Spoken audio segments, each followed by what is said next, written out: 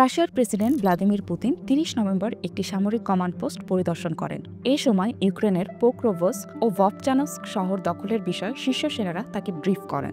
১ December গভীর রাতে প্রকাশিত ক্রেমলিনের ফুটেজে দেখা যায়, যৌথ বাহিনীর কমান্ড পোস্টে পৌঁছালে রুশ সেনাবাহিনীর chief of general staff Valery Gerasimov পুতিনকে স্বাগত জানান। পরে গেরাসিমভ ও অন্যান্য শীর্ষ কমান্ডার পুতিনকে ব্রিফ করেন। গেরাসিমভ জানান, ডোনেস্ক অঞ্চলের পোক্রোভস্ক এবং খার্কিভ অঞ্চলের ভভচানস্ক শহর রুশ বাহিনী দখল করেছে। পাশাপাশি অন্যান্য সেক্টরে সামরিক অভিযানের অগ্রগতির তথ্যও তিনি তুলে ধরেন। রুশ সামরিক গ্রুপ আজ ভভচানস্ক শহরটি মুক্ত করার অভিযান শেষ করেছে। এছাড়া ইউক্রেনের সুমিও খার্কিভ সীমান্ত এলাকায় নিরাপত্তা অঞ্চল তৈরির অংশ হিসেবে গত নভেম্বর মাসে আরও ৩টি জনবসতি সিনেলনিকোভে, সিগেলনে এবং দরিচাতস্কে রুশ নিয়ন্ত্রণে এসেছে বলে জানানো হয়েছে।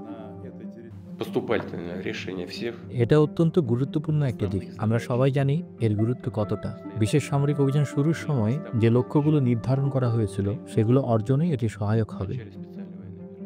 এখনও পর্যন্ত দুই শহরই রুশ বাহিনীর নিয়ন্ত্রণে চলে গেছে। এ দাবির কোনো স্বীকৃতি দেয়নি ইউক্রেনীয় কর্মকর্তারা।